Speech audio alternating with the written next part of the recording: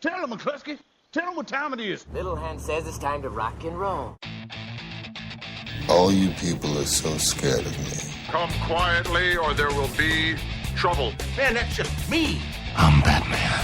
This is Sparta! There is a tiger in the bathroom! I'm an excellent driver. If it bleeds, we can kill it. Pop quiz, hotshot. Keep the change, you filthy animal. Your mission, should you choose to accept it, is to penetrate the highly secured archive inside the Kremlin and retrieve Cobalt's file before he can destroy it. New intel suggests Cobalt is already en route, leaving you 4 hours, 52 minutes to infiltrate. To save time, we've chosen your team for you. Agents Carter and Dunn.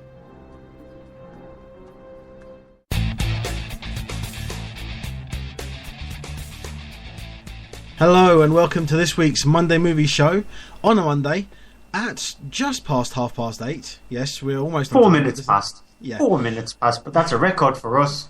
Yeah. It is August the 3rd, Monday, August the 3rd of 2015. Wow, 8 months already into the year.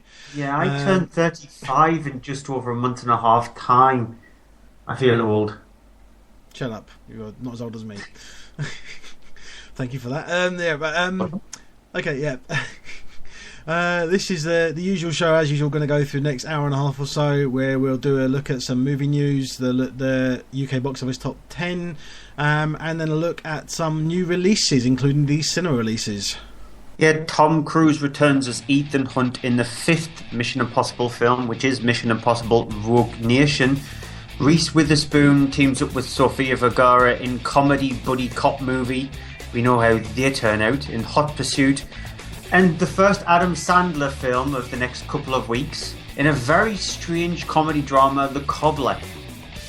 Yep, and then we'll go into the DVD section of the show where we'll do home releases with the DVD and Blu Ray top 10, and then these new releases on DVD and Blu Ray.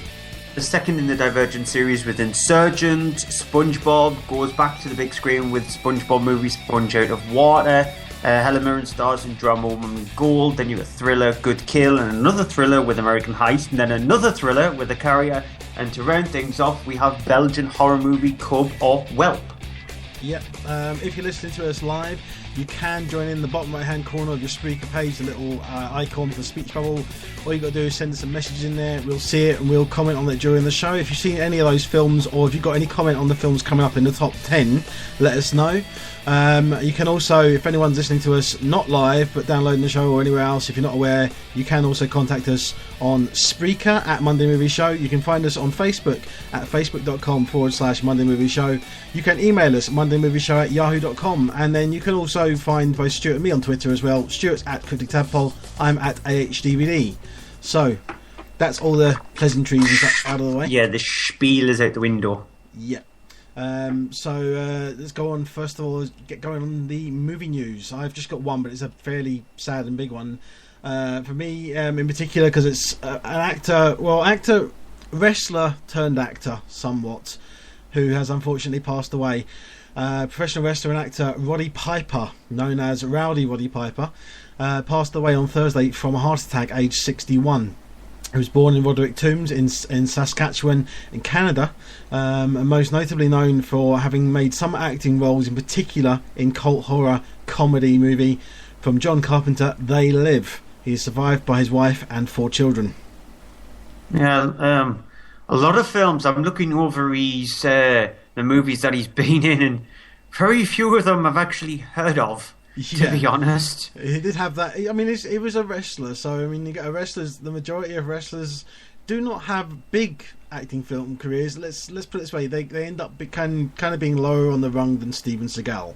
You know what I find interesting? IMDb have his wrestling stuff down as well as under his acting career, and have put them under TV movie. Well, that's because wrestling isn't real, it's acting. I know, but categorising wrestling as a TV movie. I'm probably going to get hate mail for that now. But I know it's not real. I knew that as a kid, but still, I would never have categorised wrestling as a TV movie. I kind of can see it. I would say, but it's not really a live thing because it's a stage thing, isn't it? So it's not really so much of a live thing. It's more like a pantomime or a play rather than a TV movie. I know I'm going to get loads of hate messages for that. I actually would consider it more like a sport than a play. Yeah, sort of. And if you look at the films that he's got to come out, none of them I haven't a clue about. Gorilla, The Chair, Medusa, The Green Fairy, Tales of the Wicked Unseen, Betting on Baker, Portal to Hell, and Enter the Fist, The Legacy of the Dragon. So my guess is that's a Bruce Lee thingy, that one. I can't say that I know any of them, but I mean, I do obviously know him from They Live, because I actually love They Live. As much as I'm not a big horror fan, I do have a fandom for some of the cult films, and I like John Carpenter's films as much as even things like The Thing, which is a real graphic horror film. But most recently I was watching, because I got hold of the Blu Ray for Big Trouble in Little China, so I've been going through again with his, but I've got They Live on DVD, and it's a great film. It's actually got one of the best screen fights as well between him and, now I'm not sure, is it Keith David or David Keith? I can never get the two of them round the right way, which one it is. I want to go with Keith David. Yeah, I think that sounds about right to me. There's a fight between the two of them and it seems apparently they really did go at it for each other, and it shows on the screen. But it's a good fight, it's one of those things that I will always remember. I'm watching that, and of course the line "I come here to kick ass and chew bubblegum, and I'm all out of gum" is one of those classic lines that, classic line that you say it, and if either you don't know it, or if you know it, you go, They Live. But even if you've never seen They Live or heard of They Live, it's just that iconic thing where a line sort of like in a way outshines the movie. It's just such an icon because it's been repeated in multiple different things over the years in action films, and it was repeated by Ash in the Evil Dead movies. So it's sort of like repeated through the annals of history when it comes to action films, and so it becomes iconic for that, even if you don't know that it came from They Live. And I may be wrong on this, but I've got a suspicion. I remember listening to the commentary by John Carpenter, and him saying that line was completely improvised by Roddy Piper. So, if that's the case, then well done to him, because it's an iconic line. It is. It goes alongside things like "I'll Be Back." It's lines which people remember.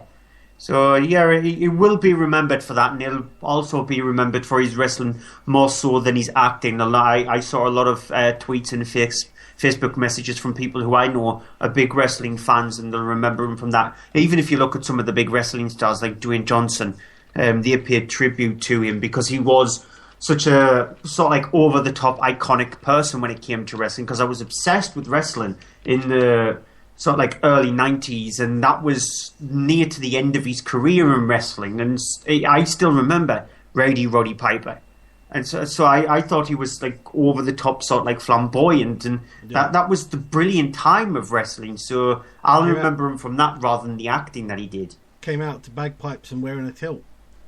Yeah, a kilt. Oh. Yeah, kilt. Yeah, a kilt.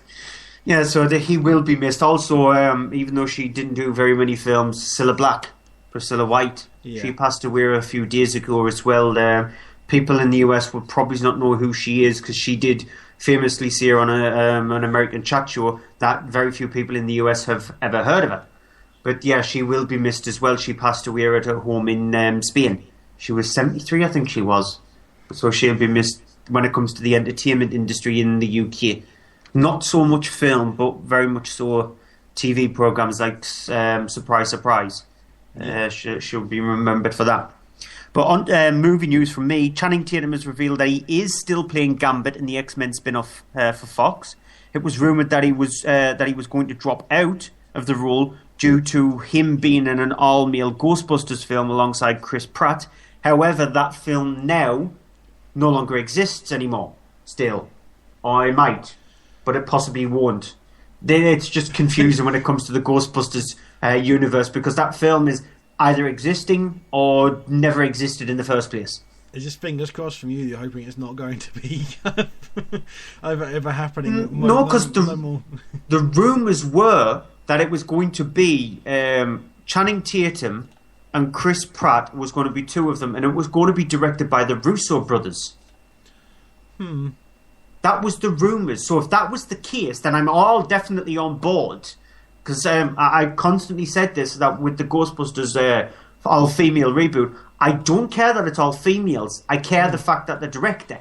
I just don't like the director. Yeah, I can't stand him as a director. So if it was directed by, say, the Russo brothers, the all-female one, I'll be on board with it, because I do like the Russo brothers, even though I don't think their Marvel film was the strongest. I still do see where they could have added that into a Ghostbusters film. So I do like them more so than Fake. I don't really have much of a comment, as I say, because regarding the Ghostbusters films, because I've never been into the Ghostbusters films. But regarding the Gambit film, I'm glad to hear that. And I think, is there not something about... Is he not going to be having some kind of a setup appearance in the next X-Men film as well? Because that's coming out before the Gambit film will. So, and that's already filming. So presumably, if he's going to appear in that, I expect he will, to set it up somewhat. But they're going to have to show him somehow or something to connect him in and intro him in. Yeah, I wouldn't be surprised if they do that, even if it's an end-of-credit sequence of some kind. We know what Marvel films are like, so even if it is a credit sequence there, I agree with you, they're going to have to set him up somewhere. Mm-hmm. It's understandable with like Deadpool, because considering how crass Deadpool is, and the fact that the full trailer is the first trailer is getting released tomorrow, and we'll get it up on the site mondaymovieshow.co.uk when it is actually released. But the teaser trailer even has him swearing in that. So I've seen a version which was aired at Comic-Con just recently, and oh boy is there swearing in it, but oh boy is it fun, and it's like, it actually has me sitting there going, oh, I want to see this. Yeah, but the thing is interesting is there's going to be a green band and a red band version of the trailer released. So I don't know if we should just post them both up just to be safe, to see the difference in it, because we know the film is probably going to get a 15. Well, we hope that it's going to get at least a 15-rated certificate over here, and they don't tone it down. But I wonder if they could release it in two forms. Possibly, but I don't see that happening. The cost would just be too much, and the possibility of confusing the audience would just be too much as well. Because a lot of screens, some places will have so many screens, but some of the smaller cinemas will only be able to maybe have it on in one screen and show it once. You know, they get the places only have one or two, the smaller locations, and them then having to decide between a film that's going to be an adult rating and only limited so many people, or the film that's going to have the lower rating and be able to have more people there. Of course they'll go for the lower rating one, and I will instantly gravitate towards the higher rated one, because I'm interested to see a Marvel film where there is actually swearing in it, and it is aimed specifically at adults rather than the sort of like teenage children kind of thing. Saying that, I've actually seen a footage of the new X-Men film as well, and I don't know if it's going to make it into the film or not, but there's a use of the F-bomb in there once, at least, in the trailer. There was in the Comic-Con one for that, so I don't know if that's going to actually make it into the film, or if it was just something specially put in for Comic-Con. Well, Wolverine swore in the Wolverine film, so... It's more that was a throwaway line, but this is actually a line in the middle of some dialogue, and it's like, who the F-bomb are you? It was actually kind of, whoa, didn't see that coming. Right, more news. 80s classic comedy, and you're probably going to say, really, you're calling it a classic? But 80s classic comedy Police Academy is set for a remake with Steve Guttenberg giving his approval. The movie will be titled Police Academy: The Next Generation. Oh, God. Yes. No, please. Yep. It'll be the 8th Police Academy film. The only reason why I know that is because I have all 7 on DVD. Let me guess, they're going to bring back one of the actors who is probably retired now, and they bring them out of retirement to play the new cadet captain or whatever. I wouldn't be surprised if they bring back Bobcat Goldthwait or something like that. Yeah, the Commandant will be in it again. But obviously, I don't think the actor who plays him is still around, unfortunately. But they'll have someone from the original ones that will make an appearance in it. Oh dear, this is going to be awful. Yeah, David Bobber in the live chat, collective groan emoticon. Yeah. Grown. Warner Brothers have announced they have teamed up with Hasbro to bring back Dungeons and Dragons to the big screen. We know how the original film turned out. And the 2 sequels that were straight to video trash. Yeah, one of them was a sci-fi original film, but yeah, God. The first... I thought Wing Commander was bad. But then I saw Dungeons and Dragons because the Wing Commander film was terrible. But the Dungeons and Dragons movie was even worse. It's just... Kill Our Child anymore? Nigel... what's his name? I forget his name now. No, was it Nigel Havers? No, someone was in it. Someone was in it. It was just... Honestly, this is a low point of your career when you see it. I can't remember who it was now. Dungeons and Dragons was Jeremy Irons. Was in it? Jeremy Irons, that's it, yeah. But Jeremy Irons doesn't care, to be honest. He loves to be like the sort of like the pantomime villain of these kind of movies. When he's given the chance to go all out over the top cheese, he just goes, you know what? I'm taking this with all reins. I'm just going to run with it. He's got a bit of a bad track record with dragons because remember he was in Aragon as well. Yeah, and remember, Dungeons and Dragons also featured one of the Wayans brothers. Marlon Wayans, he was in it, so that can't be any worse than the first film, but you never know. There is a possibility, slight possibility. Ridley Scott has announced that he will start shooting Prometheus 2 in January. Any more than that, or just that? Just that. He says he is going to start shooting Prometheus 2 in January, hopefully for an end of 2017, early 2018 release. Well, I'll be one of the people looking forward to that because I actually like Prometheus. I think it's a very good film and I think it's a very good setup.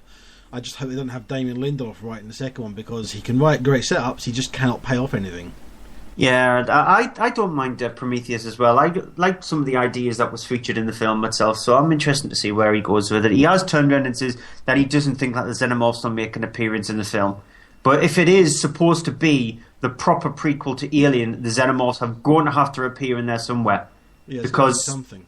Yeah, Prometheus was the prequel to Prometheus 2, and Prometheus 2 was the prequel to Alien. This is going to be even more complicated than the Fast and Furious franchise. Is it going to be Prometheus 2 as a prequel, or is it going to be Prometheus 3? Because is he not planning to do 3 films? It just depends. Because Prometheus didn't do big at the box office as was expected, so it just depends.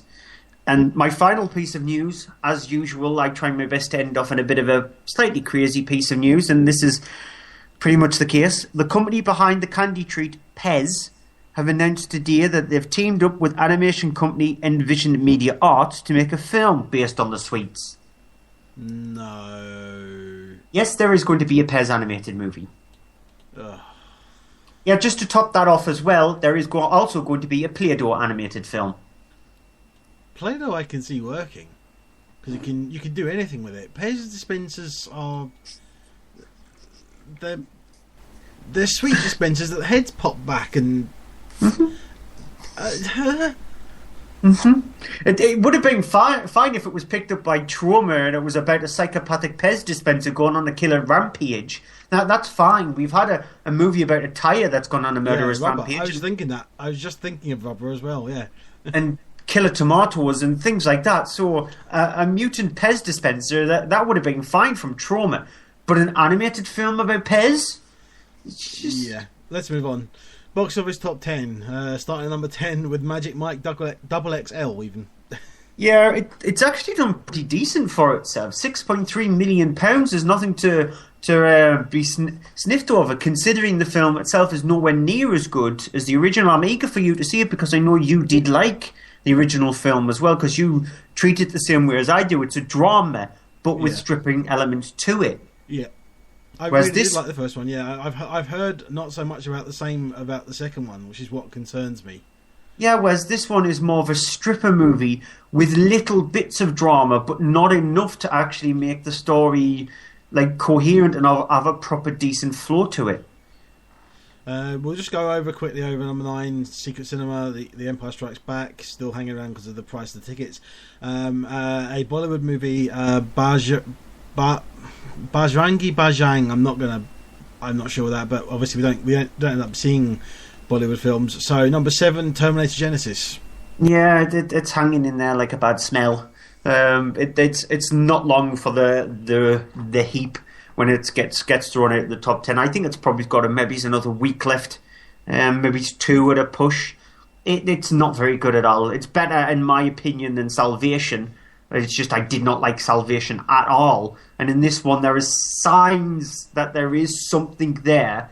Whether you want to stick with the film to try and actually go along with the little bits and bobs and morsels that are there, then fine. But I still think the film is weak. Just looking, realising at the top 10 how many sequels and spin-offs there are in it.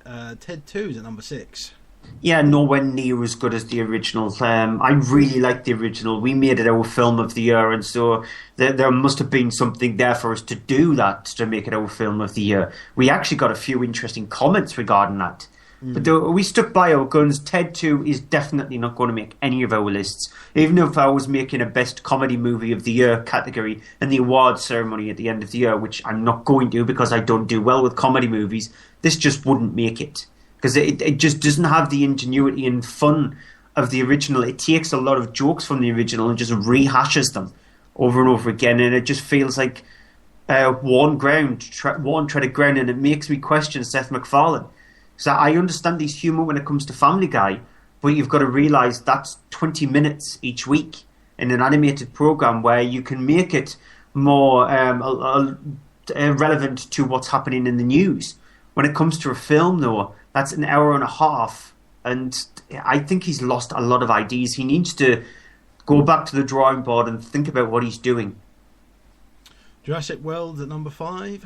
Yeah, third highest grossing film of all time, blah, blah, blah, blah. Lots of records for Jurassic World. Sequel out in 2018. No surprise there. It's entertaining enough. Yes, 61.5 million at the UK box office and still at number 5, which is impressive. New entry at number 4 for Southpaw, which I know you haven't seen, so I'll quickly go over that, which is a really good drama with Jake Gyllenhaal. Not a brilliant film altogether, but a good film. Solid performance for everyone, but in particular Jake Gyllenhaal is the one that stands out in it, and him and his character's relationship with his daughter after a tragedy in the family, and him sort of having to rebuild himself up after he's kind of knocked down. And I was really surprised how much I liked it, and it's got loads of cliches, but it's still a really good film, and much better from Anton Fuqua, who previously directed the atrocious film The Equalizer. So moving on to number 3, Minions. Yeah, I keep saying this, it's not as good as Despicable Me 2, which it's not, but that doesn't mean that this is a bad film, because it definitely isn't. It's really entertaining.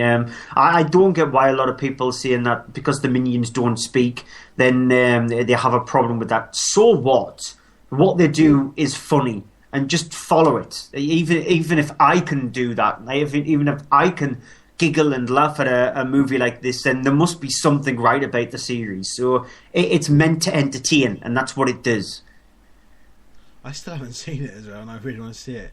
I have seen number 2 films though. The number 2 film, Ant-Man, which I thought it was okay. It's not the strongest out of the Marvel series, but it's not the weakest. I liked its human element to it. The fact that a lot of people in the film are properly human grounded, rather than having superpowers or being really rich and all that kind of stuff. It is about an ex-criminal who's sort of like getting a second chance at life, and he's sort of like bumbling sidekicks alongside him. So I like the film. I like the fact that the film used that as an idea. I just felt like it suffers from the Marvel problem. The bad guy is very one-dimensional. The middle section sags so badly that it drags the movie down. I agree, maybe the villain could have been better, but I didn't have a problem with the pacing of the film. I found it was a really good, a new kind of twist on the old style heist movie, and kind of felt like Marvel going old school for a while, which I quite liked as the new thing about it. It didn't feel, obviously it's got a big budget for effects and everything, but it didn't feel big. It felt like just a normal one. It didn't have, end of the world ramifications in it. It was a nice sort of little Marvel film. I don't get that pun is not very funny. I'm sick of these puns anyway regarding Ant-Man and small and tiny and little and all that stuff. It's very obvious and boring. Okay, which means a new entry at number 1, the film I still haven't seen yet, but I want to see from last week, Inside Out. Yeah, it's Pixar back to their best. They've had a couple of films where they've sort of like laxed a little bit, but when you get Pete Docter involved in your film, then you know you're going to have something special, because he was responsible for things like Toy Story and Up, and so you're getting the master of Pixar on board. And so it is them back to their brilliance. It's all about emotions that live inside a little girl of joy, fear, anger, disgust and sadness. And it's about joy and sadness going on a trip to try and rescue the last little bit of humanity for Riley, who is the main character in the film. It's beautifully animated. It's funny. It's touching. It's got some moments that you've seen things from WALL-E and Up in there. And so it's just really well made. It's a fantastic animated film. Not the best of the year, though. But it is still a fantastic... Not the best animated film of the year, in my opinion. But it's still a fantastic animated film. That has to go to Song of the Sea. That's the best animated film I've seen this year so far. Interesting. Okay, then moving on to this week's new releases. We've got quite a bit to go through this evening. We'll go straight on to the movies. The biggest movie of the week, obviously, is Mission Impossible: Rogue Nation, written and directed by Christopher McQuarrie. It is the fifth in the series, as you said, which continues on from, not directly from the other ones, but it's the same characters as usual. The Impossible Mission Force. In particular, a team led by Ethan Hunt, played by Tom Cruise, who, as we're introduced to them again, you have in amongst the team Simon Pegg playing Benji Dunn. You have Jeremy Renner there, who is playing William Brandt from the last film, who is making sort of an appearance back at sort of the HQ, talking with them over the radio as Ethan is trying to sort of get onto a plane, a massive plane that's about to take off. If you've seen the trailer, you know what kind of plane it is. As he's trying to get on board this to steal back some nerve agent. Here's a clip. Package is still on that plane. Check down the fuel pump. The mechanicals are locked out. What about the electrical system? Oh, that might work. No. Hydraulics. Okay, stand by. No, they're encrypted. Benji, the plane! Yes, the package is on the plane. We get it. Can you open the door? I'm by the plane. Benji, can you open the door? Maybe. Open the door when I tell you!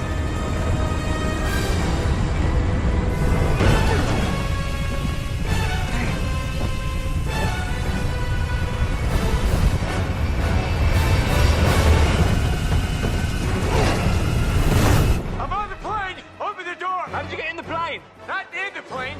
I'm on the plane! Open the door!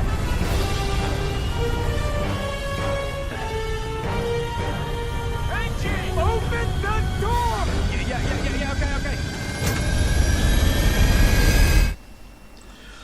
So that mission is that's the end of the previous mission that was going on, you know, what happens before the film. Then there's on to this whole thing of that Ethan Hunt has been investigating certain goings on around the world involving a suspected sort of terrorist group calling themselves the Syndicate, who are kind of an anti-IMF, a group of people who are all suspected dead, skilled, experienced agents from around the world.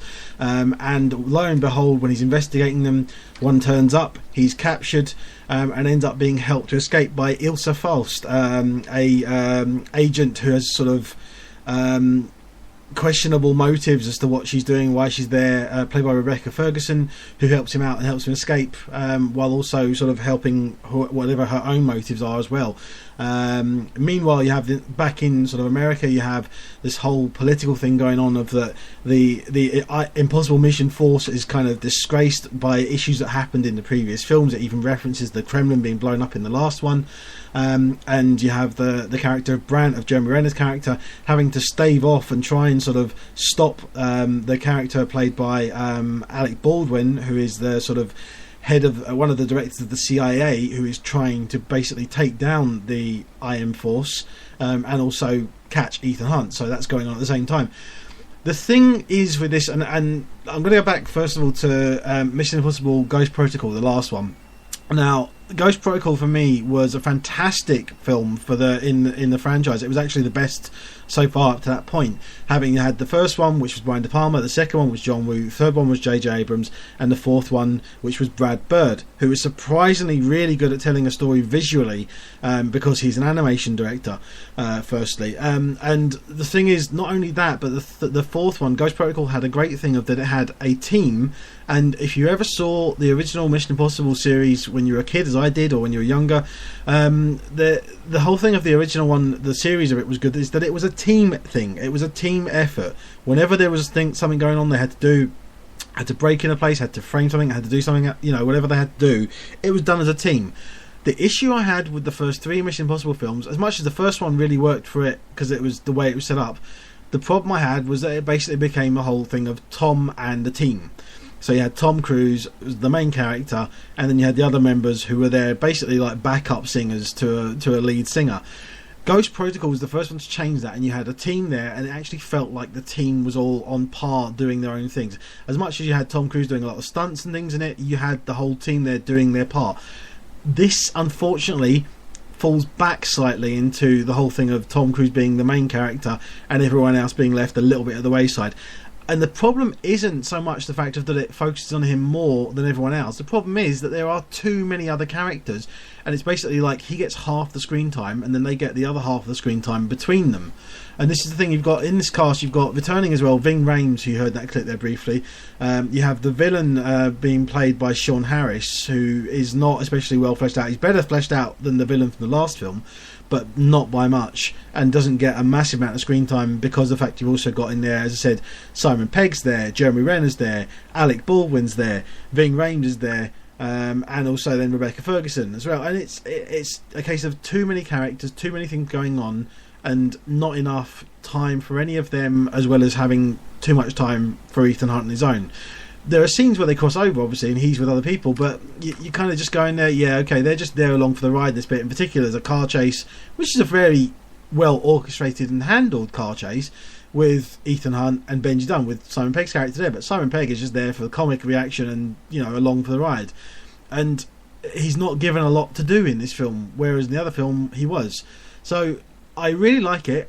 I do really enjoy these films. I really like this one as a continuation of the franchise. It is a worthy sequel, a worthy addition to the series, but it is not as good as the last one, unfortunately, because of that oversight of being focused on the character of Ethan Hunt too much. And I mean, it's a thing of that. Christopher McQuarrie I think he's a very good, competent director. He's a very technically proficient director.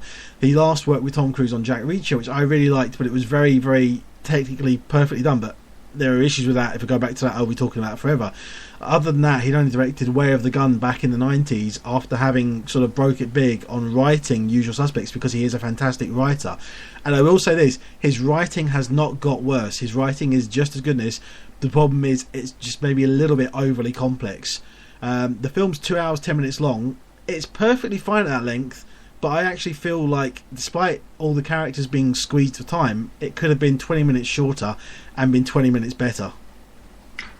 Well, I agree mostly with what you're saying with the film. I think the film is very average, unfortunately. It's down to the fact that the pacing is completely all over the place. It is completely... It just feels very haphazard. And you start off the movie with possibly the biggest set piece in the film. And the worst thing about doing that is you've started off on such a high that it's going to be so hard to try and top that, because while each of the rest of the set pieces is competently created and competently directed, the scene that is inside the concert hall, that's very well orchestrated, and like you said, the car chase is very well done as well. There is a scene where he has to go into a water duct area, and again, it's very well directed and very well pieced together. It just feels like there was no way they were ever going to top the scene where he's hanging from a plane, which that kind of thing you would expect near to the end of the movie or in the middle of the movie, just to heighten up the thrill and heighten up the tension of the film. The bad guy is badly constructed. There was no malevolence in him at all. When he's speaking, he speaks with such a mumble and a murmur that you can barely understand what he's saying. Like you don't feel scared, you don't feel threatened by him, because you're just constantly going, what? What was that? You're going to do what now? My cat's fine. He's just gone out for a walk. So you just question his motives from that point of view. I agree with you when it comes to the characters. There are so many character strands in the film that it becomes messy, and it's way too long. It more than feels its running time. It feels like I was in the cinema for a good 2.5, 3 hours, and that doesn't include the trailers, because there was only a couple of trailers beforehand. There was no adverts. There was just a few trailers beforehand, and it felt like I was sitting there for hours, because there was so much I was going, well, your film felt like it was ending there. That you've also got a big set piece set in London to go on, and we know that's going to go on for another 35-40 minutes, and so it's overstretched. It's badly constructed. The acting is fine, and each one of the characters are okay in the film. The set pieces are very well constructed and very well choreographed. It just they feel out of place, and the rest of the structure of the film just drags it down too much. It's not as entertaining and not as thrilling as the opening credits make it out to be. And I've got to give plaudits for the opening credits, because with the last film, Ghost Protocol, the opening credits majorly spoilt the film. Whereas in this one, it doesn't do that. There are little tiny hints, and because it goes so fast and it's shorter than the opening credits from the first film, you don't gather much information. Whereas with the first film, there is too much of it in the opening credits. It almost feels like there is some people will know what I mean when I say a 3-act film, which is generally the typical layout of a film. You have the first act, second act, third act. This feels like it has that, and then it gets to the end and it goes, oh wait a minute, there's another act yet, and tacks on a 4th act. And it kind of feels like it's deciding to try and up the ante, to try and be kind of a cross between Bond and Bourne, and do sort of the two. That's with it being centered around the main one character and sort of his having to go off on his own mission sort of thing. But then obviously there's these other characters that it needs to link in from the previous film still to have it be Mission Impossible. And that's where it kind of has this identity crisis between the two of them and not doing its own thing, which is a problem. I would like to see the series go back to its original roots, because it just felt like when it tacked on the Benji character in the previous film, it felt like it was going, you know what, we need to come of age a little bit more and make the film have more humour into it. That's not what the Mission Impossible series was like. Even though, yeah, it came out in the 60s, it was still all about espionage. And in espionage, there isn't much room for humour in there. And so I would like the film to go back to its darker roots of of like what John Woo did, etc. So I would much prefer that than what I'm seeing from the series now, because it just feels like it's missing something. It's missing its thrillingness. It's missing the way the opening credits make you feel. Because when you hear that theme tune play, you're instantly going, oh, I'm in for a thrill ride here. But what you get is just some mistimed set pieces. Apparently, I'm just looking at some news information, because Paramount have said they are going to go ahead and do a 6th Mission Impossible film, because obviously this one has done very well at the box office. But also there's a note here saying that a key villain scene was cut from the movie. So, I mean, even that shows that there's been scenes that have been edited out of the film, probably for the villain and maybe the others, which would have been too long a film, and they've decided it's too long, cut it down a bit, and unfortunately cut out those bits which may be the wrong bits to cut out. Yeah, maybe. And by the sounds of it, the film is going to make around about £5 million at the UK box office, because early indications saying it is around about that area there. I'm trying to find out what it did at the US box office. I don't think it did huge, massive guns at the US box office. It took $56 million, which that sounds like a lot, but when it comes to a movie with Tom Cruise in it in something like this, and you know the budget's going to be north of 150 easily, then $56 million isn't a lot of money, considering that you need to double the budget of it, because there is advertising costs and promotional material and stuff like that. So for it to start breaking even, the film needs to take north of 300 million. Yeah. So the way the indications are going in the US box office, I think people are starting to cotton on to the fact that something needs to happen with the series. Yeah, just worth mentioning as well, the weekend estimates it's got on Box Office Mojo. Mission Impossible's got 56 million. It went up against Vacation, the new sort of one in the National Lampoon movie, 14.8 million. And Ant-Man, after having been out now for 2 weeks, is still taking an estimated 12.5 million. It's just insane, considering that you would expect, considering Mission Impossible is going up against Vacation, you would have expected to do much better than that, than $56 million. And like I said, it sounds like a lot of money, but when it comes to a big blockbuster movie, that is not a lot of money. I think Ant-Man did better. So let's go on though into the other two movies. You're doing both of the other two movies this week in cinema release. So what one are you going through first? Yeah, I don't actually have a good time with the two movies that I've got cinema-wise because I do have a Reese Witherspoon movie and an Adam Sandler film, and it's not. Yeah, it's not a Reese Witherspoon movie in the good sense as well because her production company that she set up, her previous two movies were Gone Girl and Wild. And she starred in Wild, which was a very well-acted film, if a tiny bit long, and a production company was responsible for Gone Girl, which, again, very well created, a bit too long. So in this one, what she's decided to do is decided to completely turn away from the drama and go... Sorry, what film is it? You haven't said what film it is. Hot Pursuit. Hot Pursuit, yeah. I might have gotten onto that, you never know. But she has completely turned in a Hot Pursuit method. Need for Speed kind of styling. I get my quote. Sorry, I was just waiting for the. I was just watching out my window as the tumbleweed went, past. Sorry, I got distracted. Yeah, we definitely do need a special effects kind of board where you just do the wah wah wah or something like that. But yeah, she stars in the film as Cooper, who is, let's just say, a very uptight cop. She does everything by the book, and everybody who works with her thinks that she is a bit too over the top.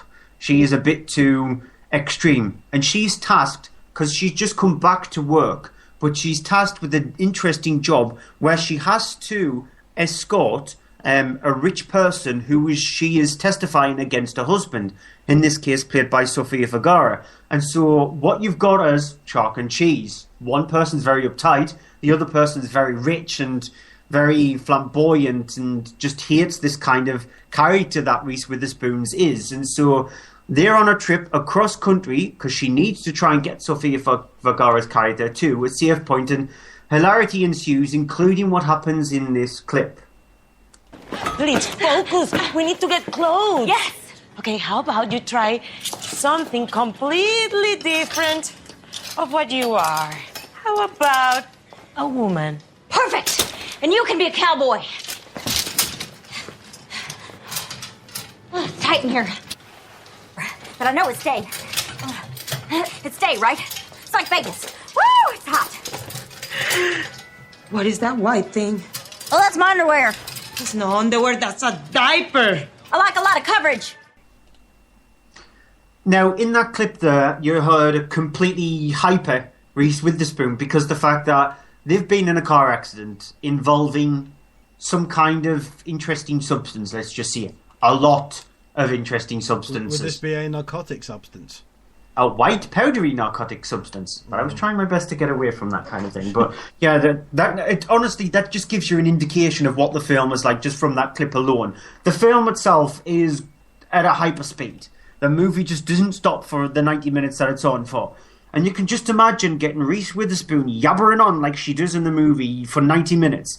And Sofia Vergara, now she is a really annoying person as it is. Her voice just feels like you're getting a cat's claws and it's scraping along a chalkboard, yet somebody in the background thinks it's a brilliant idea to blow through a vuvuzela while another person is rubbing their jumper, a balloon off their jumper, and just constantly going up to you and trying to give you a static electric shock. That's how annoying she is. So when you team up two people like that together, you're obviously going to get a film which makes you want to rip out your hair so much that you're bald from head to toe. Now, I would feel sorry for if a Wookiee went to see this, because you would actually see what there would be like under that big ball of hair by the time they would finish watching this film. They would be screaming their eyeballs out because it is so annoying and so frustrating that you can't concentrate on any story that it is trying to portray across. Well, if there is a story in there, because it is just that typical thing where you're getting somebody who's testifying against somebody else going from A to B when strange and weird things happen during the course of their adventure or misadventure, and you know you're going to have some corrupt cops and some dodgy characters along the way. That's exactly what happens. It's a tick box set list that Reese Witherspoon's got, and it falls completely flat. None of the jokes are funny. All the characters are annoying, and I just wanted the film to end after the first 2 minutes, because once it starts, you know that you're in for 90 minutes of absolute hell. It's just really bad. And I'm ashamed for Reese Witherspoon, considering that her production company was 2 for 2 with Wild and Gone Girl. With this one, it's just, what were you thinking? Okay, and on to then The Cobbler. Now, just out of me reviewing Hot Pursuit, do you think it gets any better with The Cobbler, considering that The Cobbler has got Adam Sandler in it? Probably not. Well, The Cobbler, it's directed by Tom McCarthy, who's responsible for more drama movies rather than what he's actually doing in The Cobbler. And like I said, it stars Adam Sandler, who is, surprisingly, a cobbler. He works on a shop that's been passed down by his father. His father's gone missing. He looks after his mother, and so his day-to-day job is people bringing in shoes and him fixing them, and then he goes back to his mother. And the clip that I'm going to play you, let's just say this is the most somber part of the film, and it does not give you a proper feel of what the movie is like. But I thought I would play the clip just to give you an indication of what Adam Sandler can do when he can try to do drama. Oh, was it stars? Yeah, those are for you. Oh, so pretty. I knew you'd like them. How was your day, Maxie? It was good. It was really good. It was the best day I've had in a long time. Good. You work so hard. How was your day, Ma? Better now that my Tatala's home. Yeah.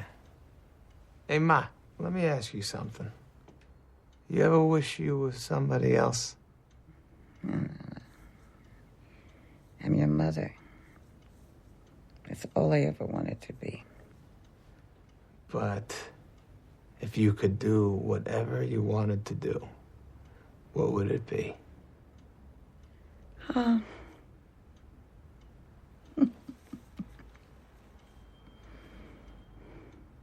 Have dinner with your father. That would be nice.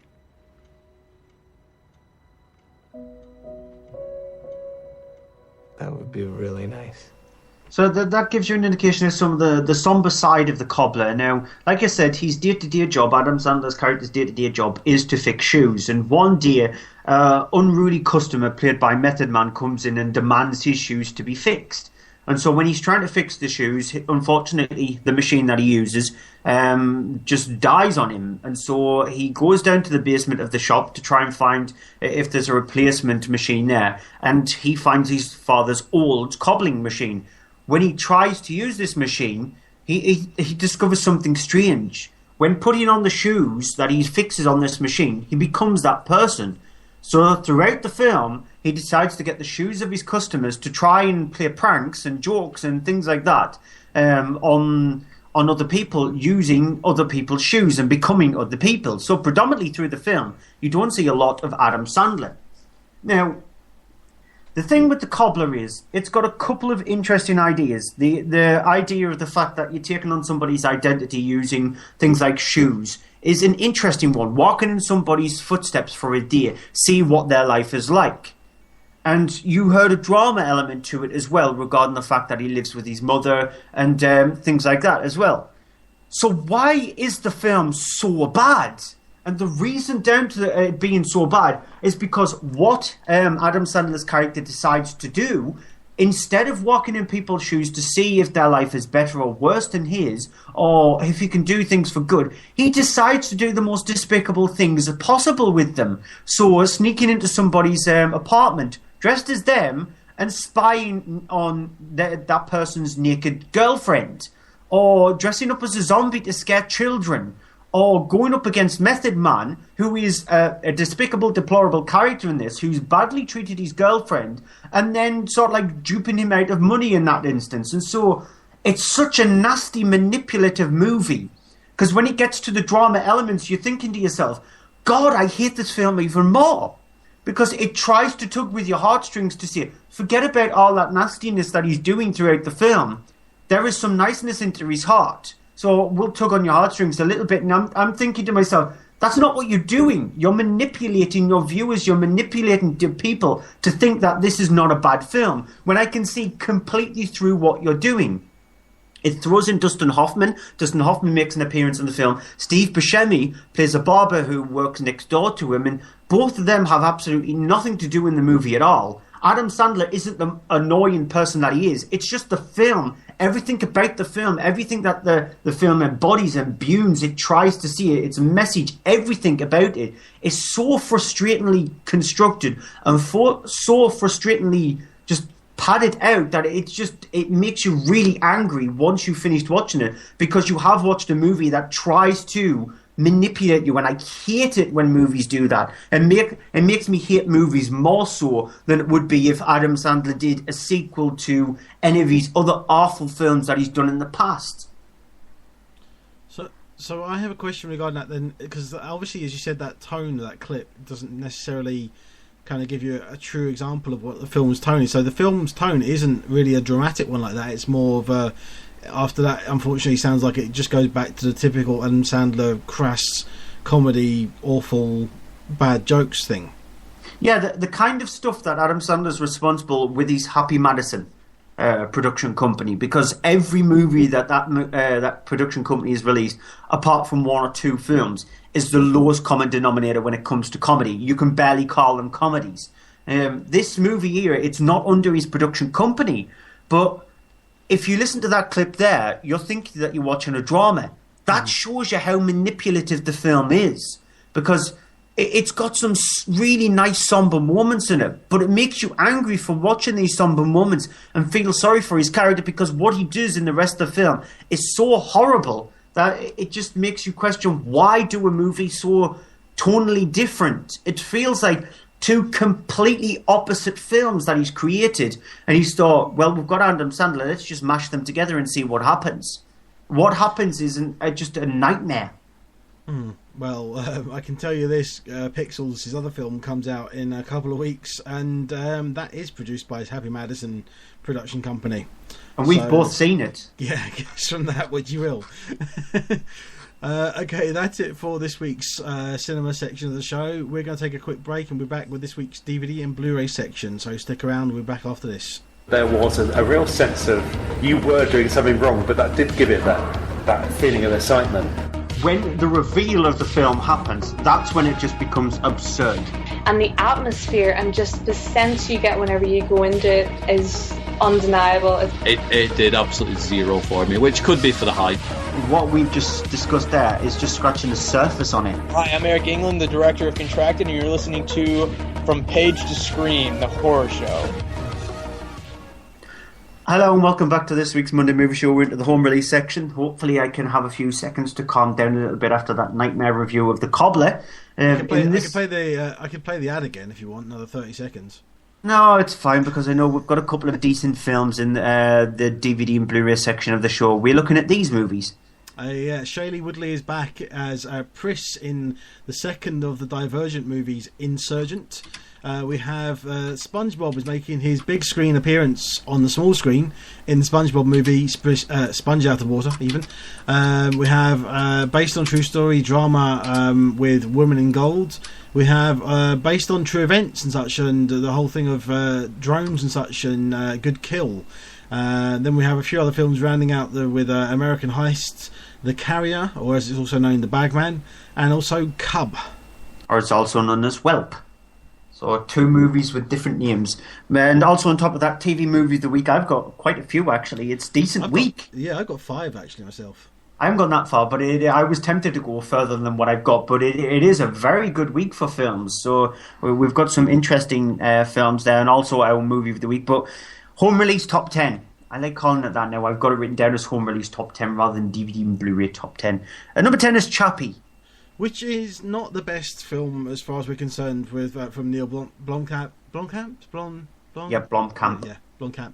I can never pronounce names properly like that. We both think that the best one is District 9, but we disagree on where this comes in. His District 9, this and Elysium. I think this is better. Stuart thinks Elysium's better. So it gives you an idea sort of what to expect with it. It is a film which has annoying characters because it's 2 of the main characters are played by rap artists, Deanne Twist, and it's an okay film, great performance by Sharlto Copley in a completely CG'd motion capture performance, but it needs more. Yeah, and like we keep saying, let's see what happens with Blomkamp's version of Aliens. I'm trying my best not to be excited, but the concept art made me giddy like a little school kid. So if the concept art can mirror what the film is going to be like, I'm just going to be jumping out of my skin for joy. Because which surprisingly, I do like each one of the Alien films for what that each one brings, because I think each one of the films brings something different. Not the Alien versus Predator stuff. The 4 Alien films, I think each one brings their own unique vision of the Alien universe to the screen, and so it's probably one of the only time we're ever going to agree on a series of films. Can I make a comment on that? Because the whole thing of that being that potentially it's going to ignore Alien 3 and Alien Resurrections, which are the third and fourth films of the series. That has happened once before in a film franchise with the Superman films, with the original 2 by Richard Donner and half by Richard Donner on the second one. Then you had the third one and the fourth one, which the fourth one was atrociously bad because it was made by a studio that was on the verge of bankruptcy. Canon Films. Yeah, and the thing is, though, then they brought back Superman and they did Superman Returns, which ignored the third and the fourth films. And it was really a bit of a disaster. I've not seen Superman Returns.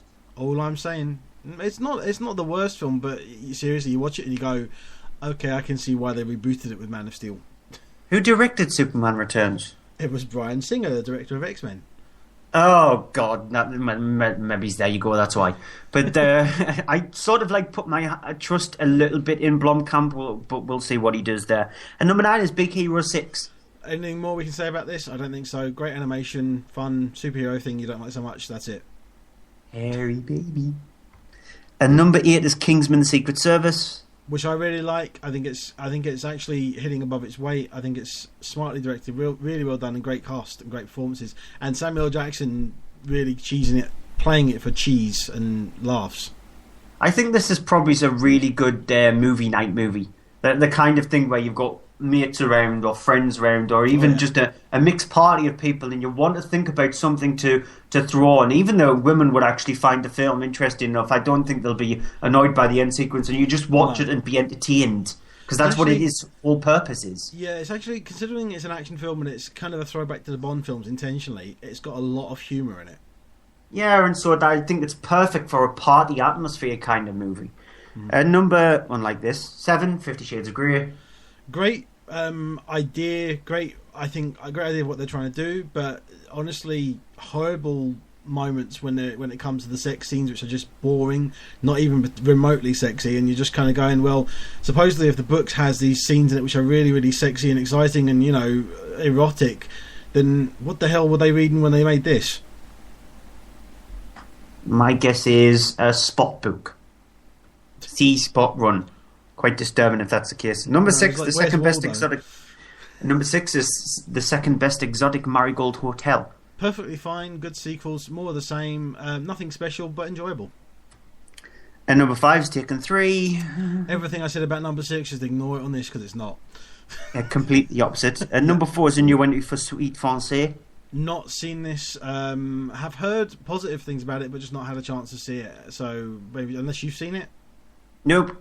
No, haven't had time. So it's one that we can't unfortunately say, but I mean it's done well to go in the top 5, and considering I don't believe it was a big film and it did get a small limited cinema release, but it's, you know, there's certainly people taking notice of it. At number 3 is a new entry for Wildcard. Disappointing, especially considering that it's directed by Simon West, who's done better films, including most recently he even did a second Expendables film, which was better than this. And it's just really a film that is very, very basic, doesn't really know what it wants to do, has too many things going on, and by that I mean 17 stories instead of 1. And number 2 is a new entry for Seventh Son. It just keeps getting better, doesn't it, this top 10? I know. Seventh Son is an atrocious, horrible mess of a film that really should not have happened at all. It's a complete mess of bad dialogue, bad scripting, bad direction, bad effects. Really, really sort of chewy dialogue and voice work by Jeff Bridges, who, I don't know what he was eating or smoking on this, but definitely you can see it had an effect on him. And at number 1 is Home. Yeah, it's surprising. Well, not to me, but some people. It's a film that I really, as I said before, my least favourite DreamWorks animation film. And I just didn't think it was funny at all. Didn't work for me. The animation is not even outstanding, and I honestly don't understand how it has had such a big draw when it was released in the cinema. And obviously, it's going to have a similar draw on DVD. Yeah, I thought the film was fine. It's nothing overly special, but I think the film was fine. On to the first release of the week. It's Insurgent, the sequel to Divergent, and it follows the same characters in it. Follows straight on from the last film. This time it's directed by Robert Schwentke. I'm sticking with Schwentke. I can't see the name myself, how it's spelt, so I have no idea. Schwentke. Schwentke. Schwentke? Yeah. Yeah, I'll just stick with Schwenked. And it stars Shailene Woodley, who plays Triss, or Beatrice, but she likes to be called Triss throughout the film. And she's along with her boyfriend character, who's played by Theo James, who plays Four, her brother Caleb, Ansel Elgort, and Peter, sort of like the tag-along person, who's played by Miles Teller, because now they're seeking solitude in one of the factions, because the film itself is split up into different factions: Erudite, Abnation, Dauntless, Candor. I think that's it, isn't it? I think there's 5. I can't remember. I think Amnesty. Yeah, that's it. Yeah. Yeah, and so they're split off into different factions, and they're seeking solitude in one of the factions after the results that's happened in the previous film. I've got a clip that plays from nearly the start of the film, just give you a taste of what Miles Teller's character has become like. Hey, look, a rainbow. It's pretty. Go with happiness. Virtual pathological friendliness with unquestioned pacifism. I love this place. Thank you. Go with happiness. Oops, excuse me. Hey, Triss, I really like your hair, by the way. Did you try to cut it all short and weird like that? Why don't you take your food and sit down, huh? Or what? Besides, I think we should all stick together now that we're all officially fugitives.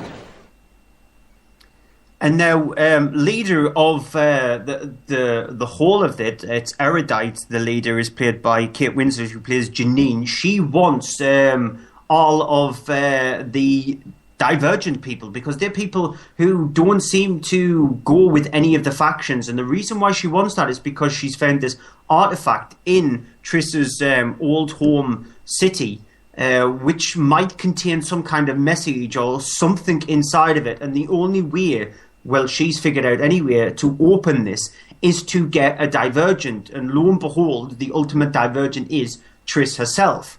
And so she instigates multiple plans with the help of one of her lackeys, played by Jai Courtney, to try and capture Triss so that she can put her through a series of tests, a series of VR tests, which will enable her to try and find out this ultimate secret. And along the way, there's betrayal that happens and twists and turns and whatnot. Now, the film itself has lost a lot from the original. Now, the original, I thought, was one of the stronger movies that tries to be like The Hunger Games, or because we with the Twilight series, they start off the tween franchise, which I just like, along with torture porn. I hate movies being categorized as tween movies, because when you go to see them, you feel sort of like a bit off kilt if you're over the age of 16.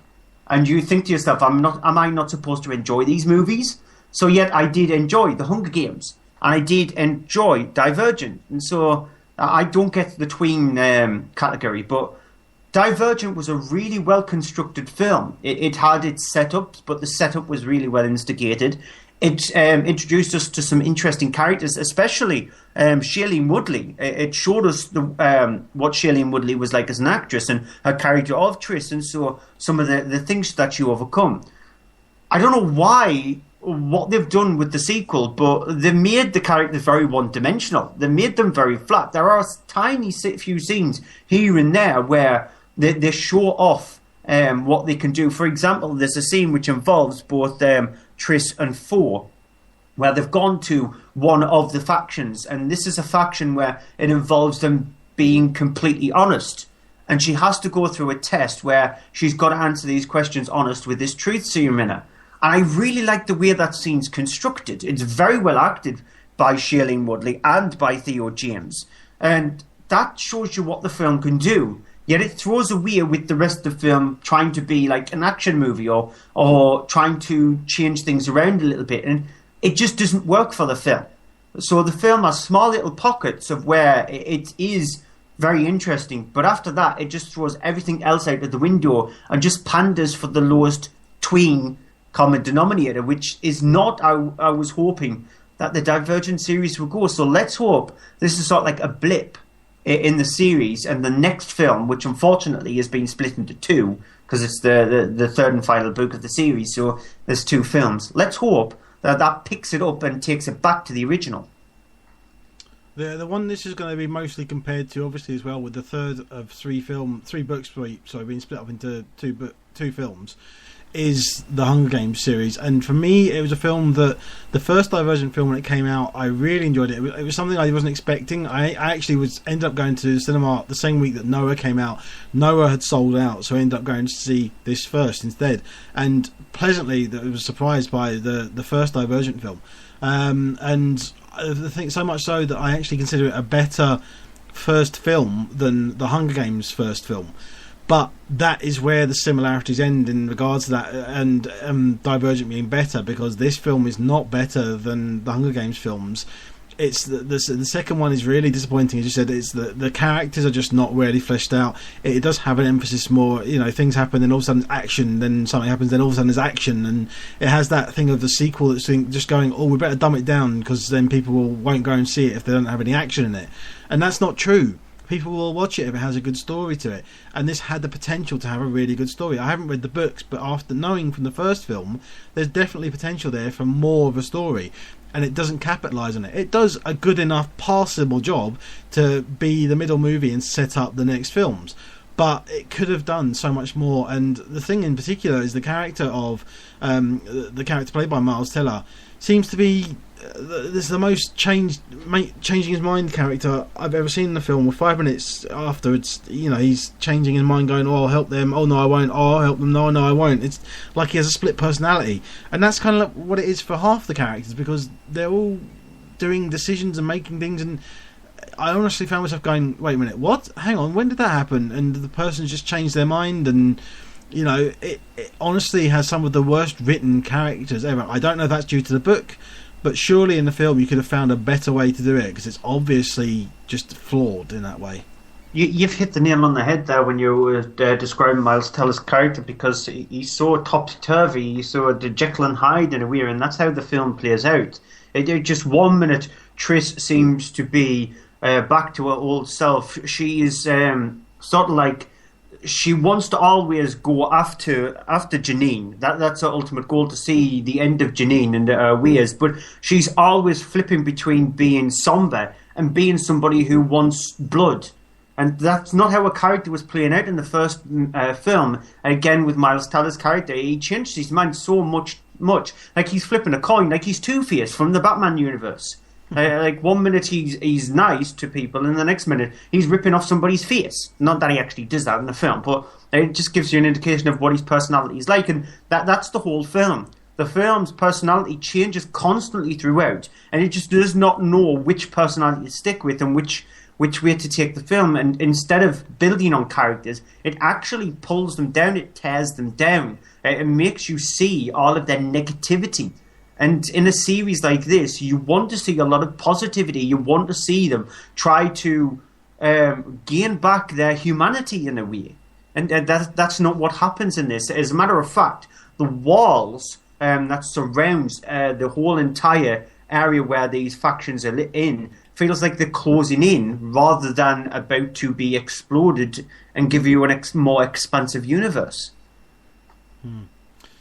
Okay, so if I go on to the next one, then how exactly am I going to explain this one then? The SpongeBob movie, Sponge Out of Water, is directed by Paul Tibbitt. I've never seen the SpongeBob animation, I'm not into it at all, but it is the TV character been brought to the big screen.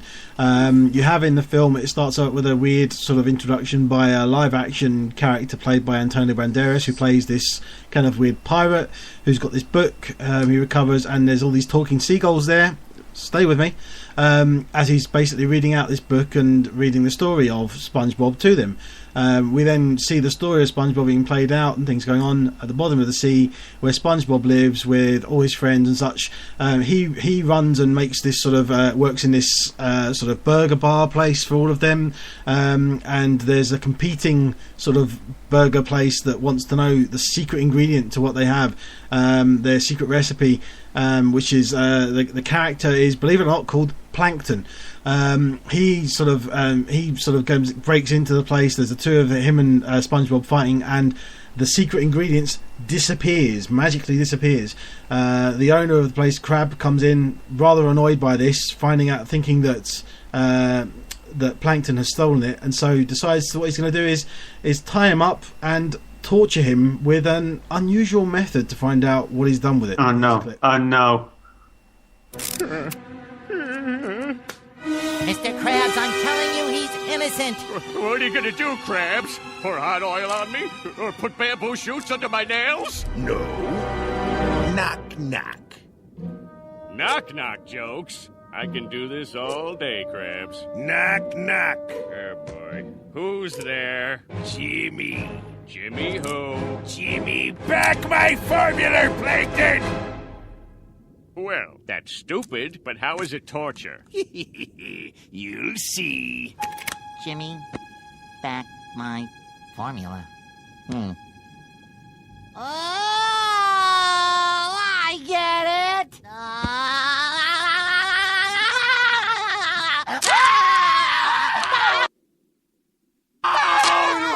Oh, make it stop, Krabs!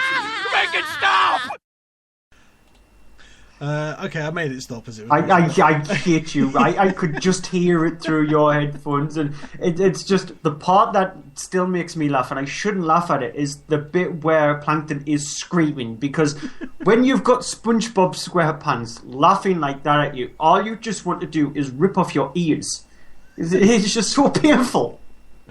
And it's not even the weirdest moment. This film is beyond weird, as the two of them end up having to team up and go on a mission to find the secret ingredients, and it involves them doing things like building a time travel machine, meeting a dolphin from the end of the universe sort of thing that has to go on a toilet break because you've been standing there observing and making sure that the universe stays in balance for 10,000 years, and of course when he does it, things go wrong, and then also finding themselves back in the real world, in the 3D world, which I didn't have as big a problem with that as you did, but it's still weird. And it's just a crazy film, and I mean, there's so many weird.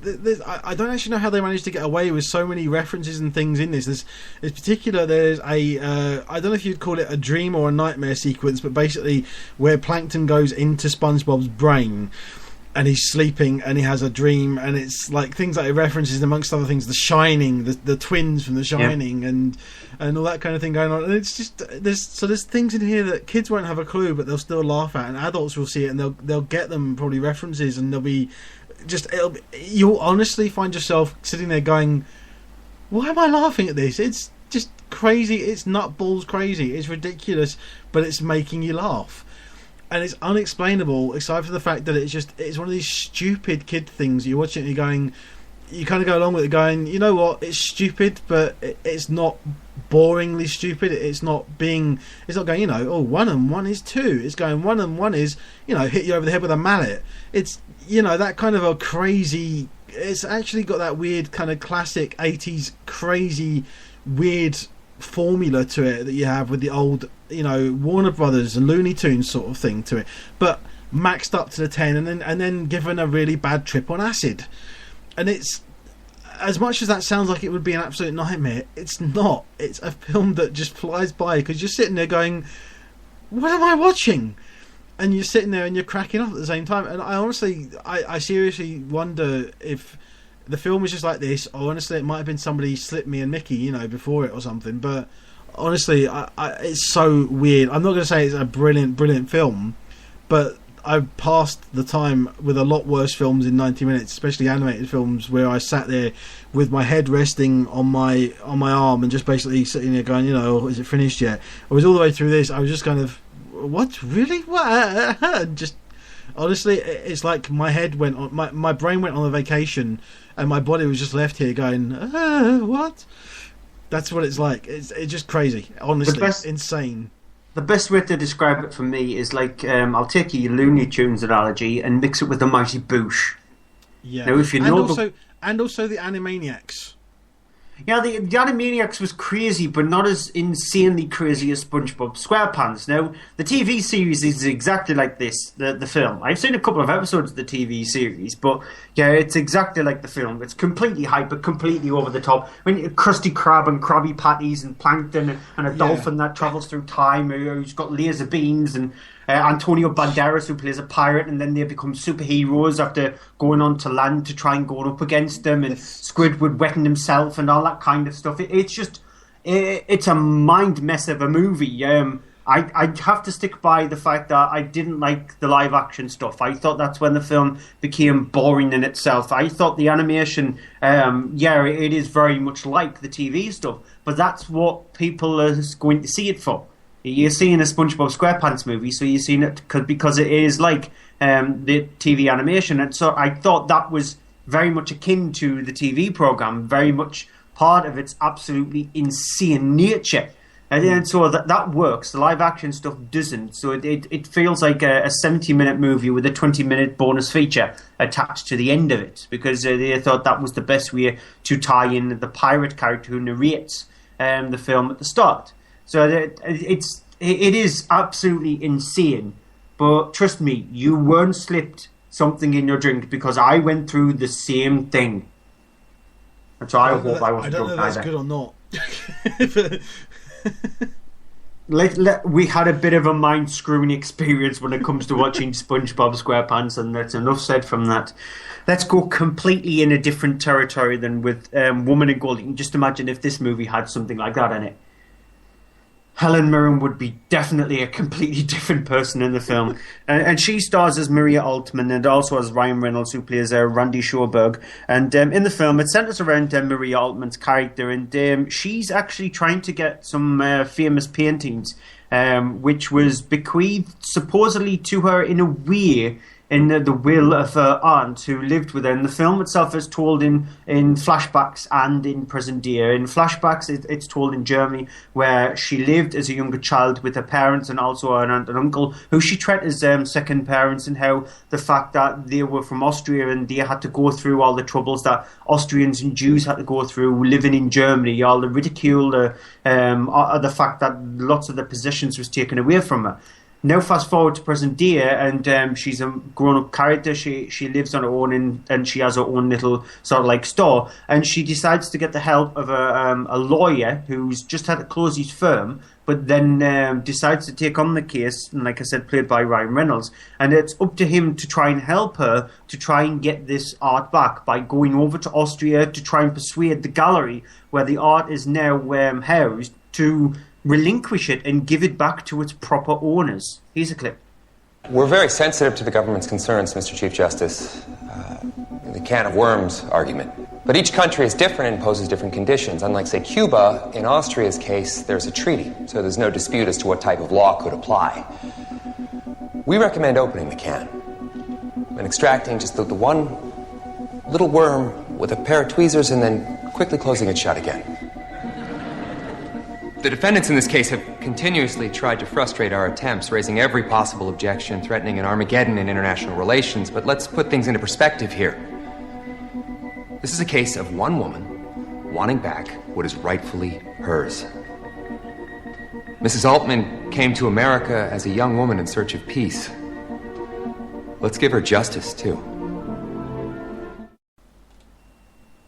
Now, in that clip there, you heard Reynolds' character trying to persuade a court in America to try and take on the case, because obviously the courts in Austria has just fallen on deaf ears. They will not agree to any of the terms in the art to go back to its rightful place, because she's not fully interested in money, Marie Altman. She's not interested in that. She's more interested in the fact that these were paintings that belonged to her aunt. These were paintings that belonged to her family. And she wants them seen in a proper place. And it is based on true events. Now, as with films where it features two different narrative strands, you've got the sections that set in Germany, which is in German and Austrian, and then you've got also the sections that's set in their present day. And for films like that to work, you need both sections to be strong.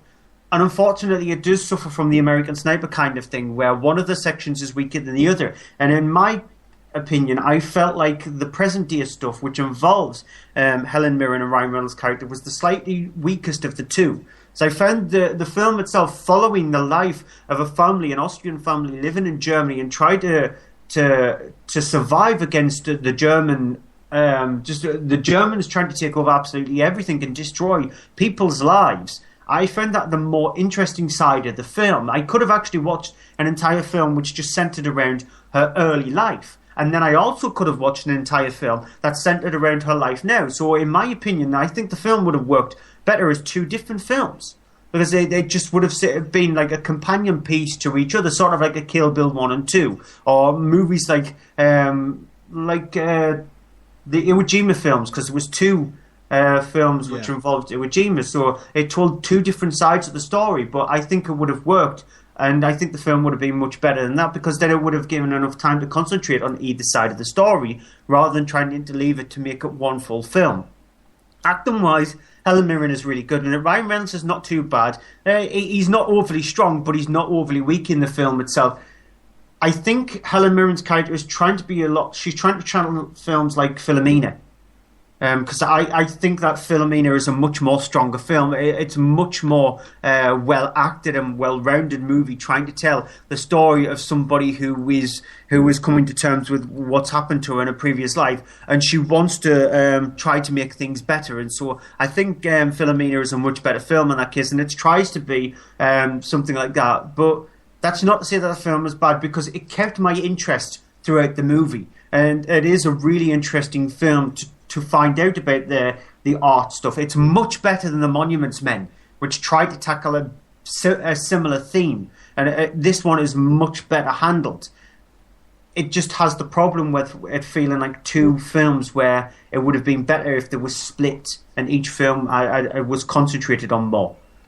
And Katie Holmes is completely wasted in the film. She's completely wasted in most films that she's in, to be honest. Okay. Good Kill, which is the movie written and directed by Andrew Niccol, centres around the whole thing of drone warfare, and it's based in sort of 2010, where you have people that are former pilots are now sort of being brought into an area where they are no longer flying missions in planes, they're actually flying missions in drones. The way this works basically is they have Air Force bases and such back in the US, where in particular this one is set in Las Vegas, on an air base, and there are these kind of little shacks that are set, these metal shacks that are secure things, but when they go into them, it's all computerized inside there. There's all computer screens and remote controls and things like that, and it's basically them controlling a drone. Several different people operate one drone, looking at certain things, managing certain things, being on the radio and sort of control with things, setting up, authorizing themselves if they're allowed to confirm a target and to fire on them and such. And the film sort of starts to look into this and sort of question this a little bit, the ethics of this, around the main character played by Ethan Hawke, who plays Major Agan, who is kind of a person who starts off at the beginning of the film. We see him go through and actually what they call prosecute a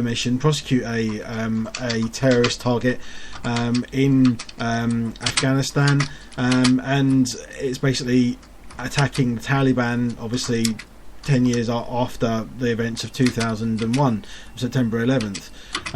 There's also in the mix a character played by Bruce Greenwood, who plays Colonel Johns, who is basically Egan's superior, the man who kind of oversees everything and is the one that gives them permission to actually prosecute, as he says, a target, and give them clearance to actually fire. Here's a clip. The United States Air Force is ordering more drones than jets. Excuse me, remotely piloted aircraft. You can call them whatever you want. Drones aren't going anywhere. In fact, they're going everywhere. I don't think I believe my own either. Because we like to dress it up in fancy language. Prosecuting a target. Surgical strike. Neutralizing the threat. Make no mistake about it. We are killing people.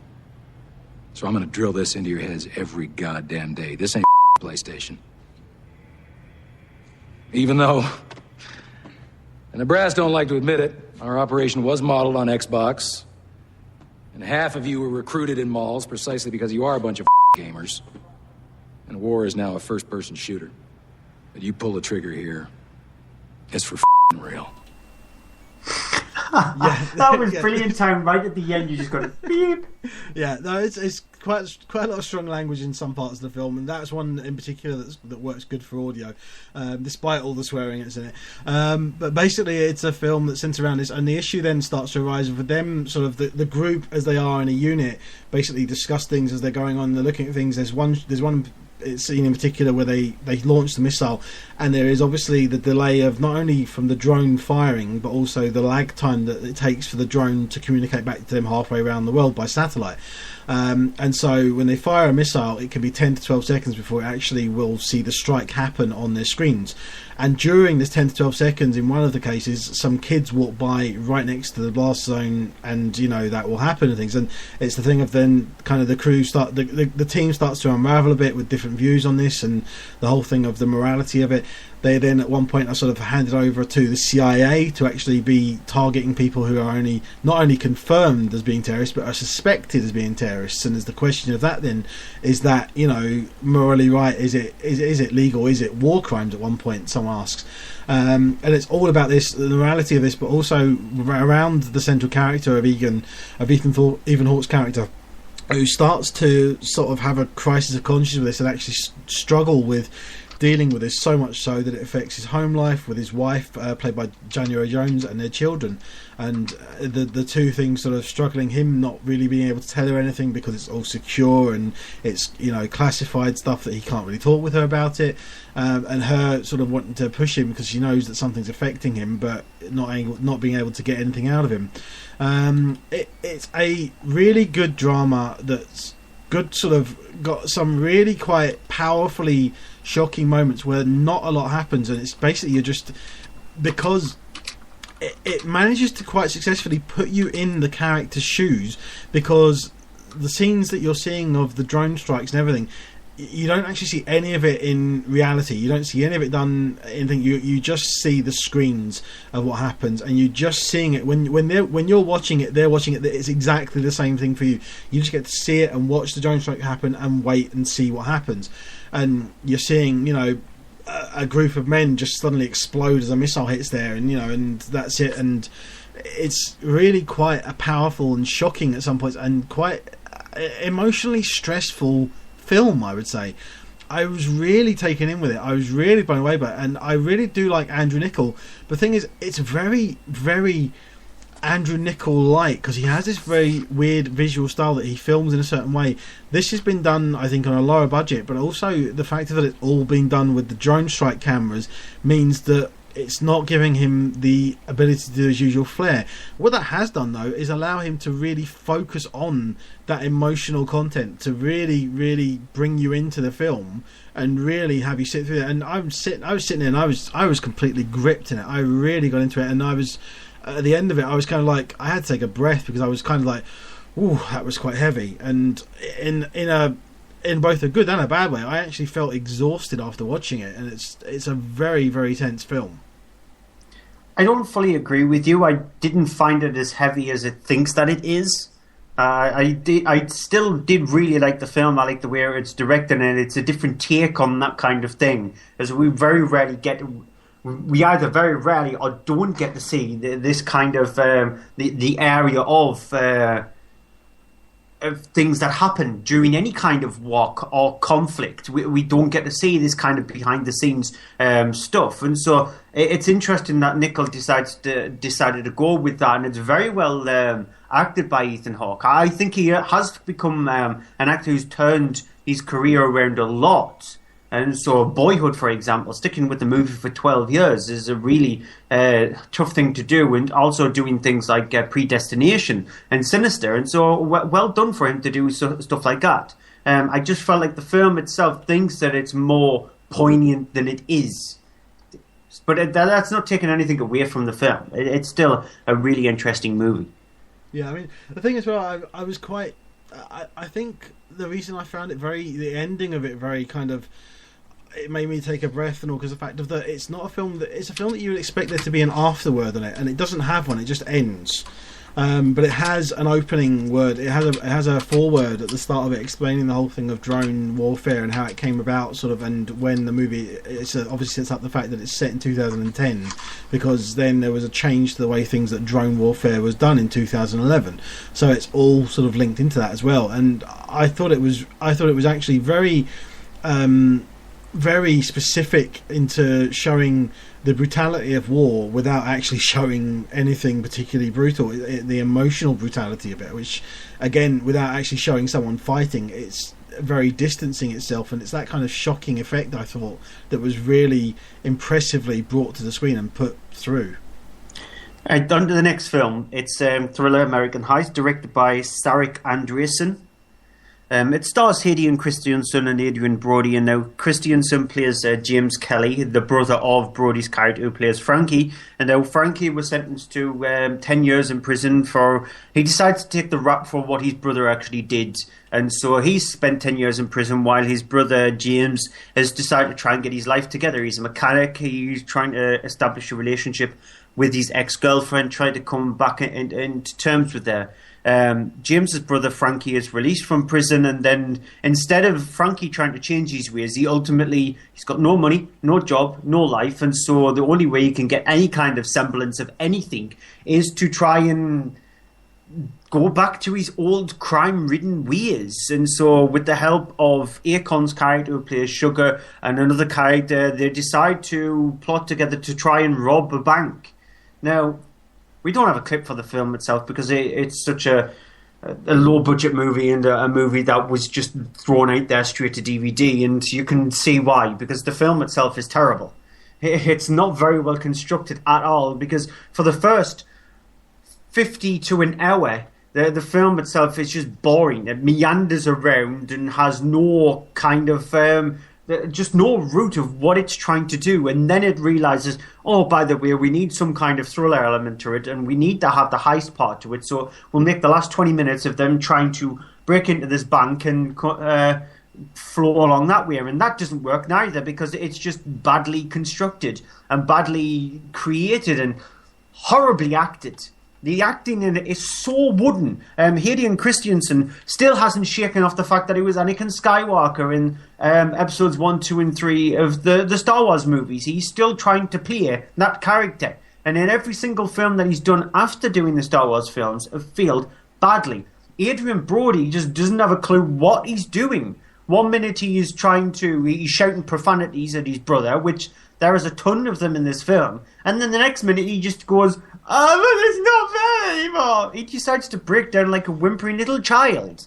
And you just want to tell him to shut up, get a grip, and get a life. Instead of going to a life of crime, which you've just gotten out of prison for doing that, try to do something what your brother has done instead of dragging him down back into that life. He doesn't want that. And so the film, it's badly made, badly constructed, just bad full stop. I largely agree with that. The thing is that I actually found, believe it or not, I found myself going, is that Hayden Christensen? Because I actually thought he was not bad in it. His performance in it, he managed. For me, he managed to shake all his other films. It's the first time I've seen him and do a performance where I didn't think he was really just phoning it in and doing a terrible job. I do agree, Adrian Brody's absolutely terrible in it, though. The story is pretty poor, and it builds up to something. But again, I agree. The first hour is just honestly didn't know what it wanted to do. It waddles around and in selflessness and just doesn't know what it wants to do, and then it decides, oh, we're going to do this, and then it starts to kick in a gear, but it's too late. And then what it does at the end is okay, but kind of not up to the level it should be. All the way through it, I was just thinking, you know what this reminds me of, and what did it much better? The Town. So yeah. I would say don't bother with this, just watch The Town again, which is a much better film and basically the same kind of thing. You have to believe that Hayden Christensen and Adrian Brody are brothers. That's a really difficult thing to believe in this film, because it's just so badly put together. And also thrown in Jordan Brewster as the love interest. It just felt like, oh, we need a female character somewhere in the film, we'll just plop her in there. And we'll just give her a few little lines just to make her feel slightly special, and that's about it. Pat her on the back and give her a cupcake. That's a good girl. Yep. My final film of the evening is The Carrier, or as it was also known, The Bagman. It stars John Cusack as a man named Jack, who is basically told at the very start by his boss, who's hired him, played by Robert De Niro, no small fact, who tells him, you're going to go to this place, you're going to pick up this bag, you're going to go to this hotel room where you're going to go into specifically room 13 and sit there and wait for me to come and get you. He does this, goes along the way. Turns out that the bag was being guarded by someone who tries to kill him. He ends up killing them, although we don't see this. And he gets there and he's basically waiting at this sort of Fleabag motel in the middle of nowhere with all these weird characters, including this couple outside. There's this man, this woman, this woman's kind of been held there as a sort of in a abusive relationship. There's a short person there as well who is somehow involved in things, and there's this really creepy, weird bellhop guy at the door who's just doesn't know. You don't know what he's been smoking, but definitely smoked too much of it. It's a complete mess of a film. It's honestly watching it and thinking, what the hell's going on? And the thing is, then there's loads of scenes where it just sits and stops, and the dialogue is terrible, and there's characters sitting there. You kind of wondering how this character doesn't just go, screw this, I'm out of here, just get in this car and drive off. And you have this whole thing of the scenes as well with Robert De Niro, who is absolutely hamming it up, and I mean really hamming it up. Literally, I think he couldn't be hamming it up less if he was sitting there gnawing on a pork chop. It's just it's terrible, horrible performances. John Cusack's really flushing his career down the toilet by doing films like this, and Robert De Niro, who's quickly on this decline down again, is not helping himself very much either. It's just a mess. It's horrible. I was so bored, and I honestly was sitting there thinking, Robert De Niro, John Cusack, what have you done? Right, to round out the show, Cub, or Whelp as it's known as, it's a Belgian horror film directed by Jonas Govaerts, who's a big, huge fan of horror films. He hasn't directed very much in the past, but he knows his horror stuff. He releases videos on YouTube, and he writes a few columns for his blogs and things like that regarding horror movies. And there's no predominant stars in it, with it being a Belgian film. It just centres around, it's sort of like what we would call the Boy Scouts. They're called Pathfinders in Belgium. And they're taken out to the woods with a couple of the Arcalas. I think that's what they're called. I was never a Boy Scout, so I haven't a clue. I think that might be Girl Scouts, that. No idea. I haven't a clue. But two heads of the Boy Scouts, anyway, decided to take them out in the woods for a weekend trek away. The field that they were going to do all their things in has been overrun by these two hoodlums driving around in a buggy. And so they decide to find a place in an abandoned bus area in the middle of the forest where a lot of people will not go because of a legend about a whelp, a 12-year-old, supposedly anyway, kid who is half werewolf, half human, who goes around with a mask and kills people. And so while the children are out this with the two scout leaders, things start to happen. Kids starting to go missing, things start to go missing from the camp. And one boy, Sam, who's played by Maurice Lucien, his first film that he's done, starts to actually become intrigued by this whelp and starts to befriend him, and ultimately unravels what his past was actually like. Now, you can definitely tell that Govaerts is a fan of horror films, specifically movies like Frozen, not the Disney one, or the one set up at a ski resort, or movies like The Innkeepers, things like that, the Ty West kind of films, rather than the over-the-top gore. But he also looks into the French extreme films, the Alexandre Ages, the Pascal Laugier movies, the Julien Moreau and Alexandre Bastillo kind of films, so films like Inside and Livid and Switchblade Romance, because for the first half of the movie, it's very much like a Ty West film. It builds up and builds up and builds up. It builds up character, builds up tension. And then for the last latter of the movie, it goes into the French extreme stuff. So very much like I said, Auger and Laugier. And those kind of films never normally work because the payoff needs to be so much so that it needs to be in line with the original. However, he seems to handle this pretty well. He seems to be able to tie both areas of the film together really well, because You're invested in the characters, and there is tension building up to it. And when the gore happens, because there's a very violent scene involving a dog being beaten to death, badly beaten to death as well. You don't get any off-camera stuff. You get the camera focuses on the dog, and it constantly being hit, and you hear the yelps and the cries from it. That's when you know the extreme stuff is happening, and that's when the gore starts to flow. And that's when gorehounds will enjoy it. Yeah, people who have been invested in the characters will start to feel sorry for the ones who would get killed or start to wonder what's going on. So for both camps, it works really well. It's a very well-crafted film, and I'm going to look out for Jonas Govert in the future. Right, that's it for the DVD and Blu-ray releases of the week. TV's movies of the week time, because there's a lot. And my guess is we've probably got one of the same. Will I do mine, or do you want to do yours first? You go first. Right. Well, in order of airing, I have The Impossible. That's the one I've got. Yeah. Thursday, the 6th of August at 9 o'clock on Film 4. Yeah. On Friday night, I have two films which clash. The first is Tinker Tailor Soldier Spy, which is at 9 o'clock on Friday the 7th on More 4. And then, not at the same time, but at 10:40 on Film 4 on Friday night, 7th of August, is Chronicle. Yeah. Which kind of ties into our end track of the show this evening. I will let you get to that in a bit. I've also got Disturbia, which is on BBC One on Saturday the 8th at 11:40 PM, so 11:40 at night. I didn't find that film quite strong, actually. I quite enjoyed it, and surprisingly, considering that it's Shia LaBeouf. Shia LaBeouf, yeah, but it's with director J. Oh, I forget his name now. DJ Caruso. Quills. DJ Caruso, yeah. Yeah, DJ Caruso, who did that and then also went on to do Eagle Eye with him, and I liked both of them. I thought Disturbia was a very good kind of callback, though, to the whole Hitchcock films, you know, Rear Window and such.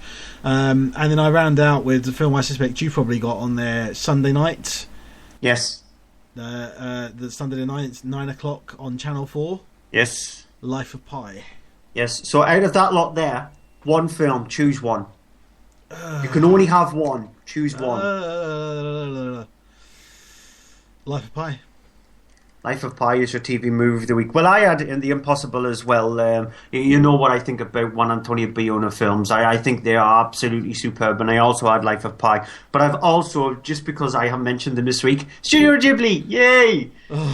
My Neighbor Totoro is on Film 4 on Sunday the 9th at 2:55 PM. But my TV movie of the week is Juan Antonio Bayona's The Impossible, because it is such a powerful, powerful film that I recommend people watch that. That's on Film 4 on the 6th of August, which is a Thursday at 9 o'clock. Prepare to have lots of tissues, because you will cry. It's such a powerful film. Yes, he decided to change the story around a little bit and centre it around an American family rather than a Spanish family, which is a bit strange considering that Bayona is Spanish himself. So you would have wanted to go with that. But my guess is it was the studio that decided to do that rather than Bayona wanting to go down the Spanish route, because it would have been a Spanish-speaking film, and I don't think they would have wanted that.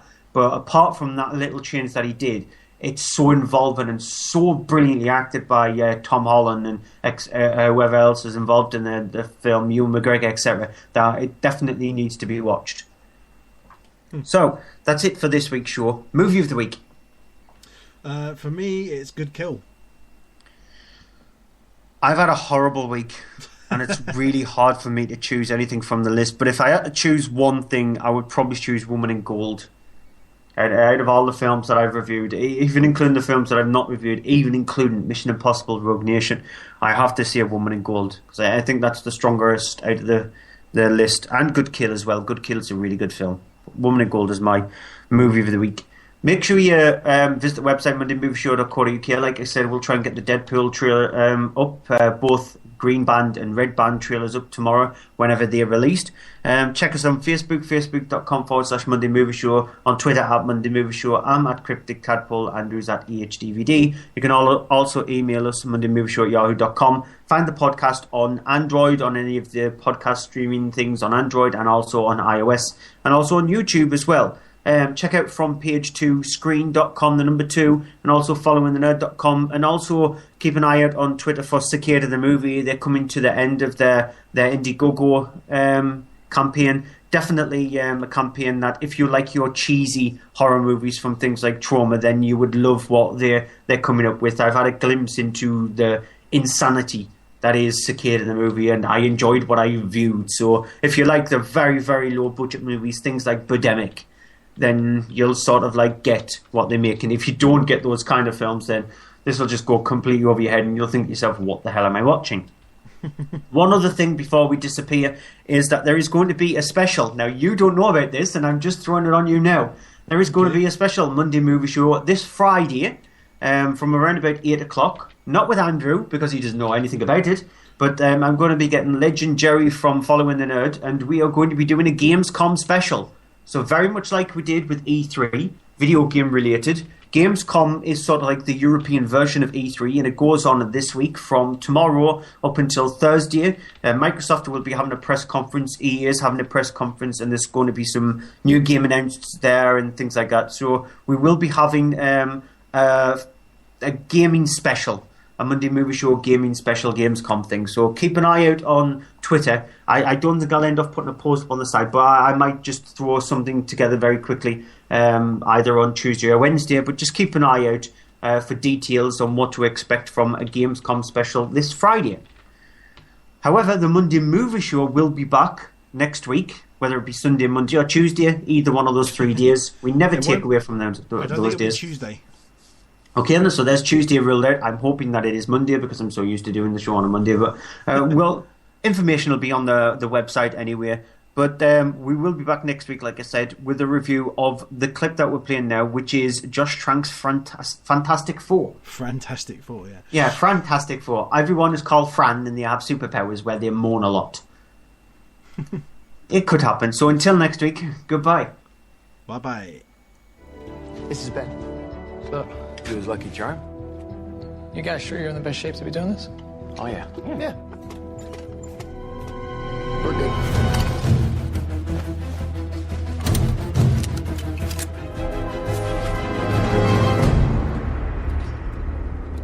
So, I guess I should come up with something better than one small step for man. Strap in and get comfy, kids. We're about to make history. Yeah, or die. Either or. All right, gentlemen. Hands and feet must remain inside the ride at all times.